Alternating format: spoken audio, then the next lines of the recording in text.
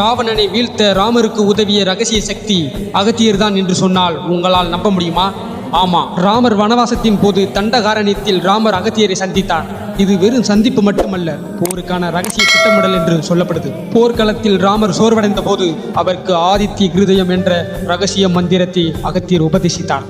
இதுவே ராவணனை வீழ்த்தும் சக்தியாக இருந்தது என்று சொல்லப்படுகிறது. அகத்தியர் தன்னிடம் இருந்த விஷ்ணுவின் வில் மற்றும் இந்திரன் கொடுத்த அம்புகளை ராமரிடம் ரகசியமாக ஒப்படைத்தார். ராவணனின் உயிரை துளைக்கக்கூடிய அந்த ரகசிய பிரம்மாஸ்திரத்தை அகத்தியர் தான் ராமருக்கு வழங்கினார் என்பது பலரும் அறியாத உண்மை. இது மட்டுமல்லாமல் ராமர் தங்குவதற்கு பாதுகாப்பான பஞ்சவடி என்ற இடத்தை அகத்தியர் தான் ரகசியமாக தேர்வு செய்து கொடுத்தார்.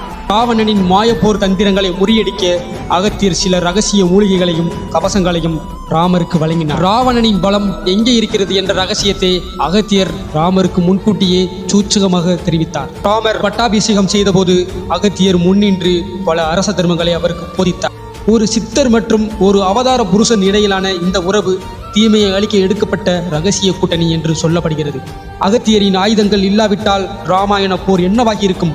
கமெண்ட் பண்ணுங்க. உண்மைகளை தேடி துப்பறிவாளன் தொடருவான்.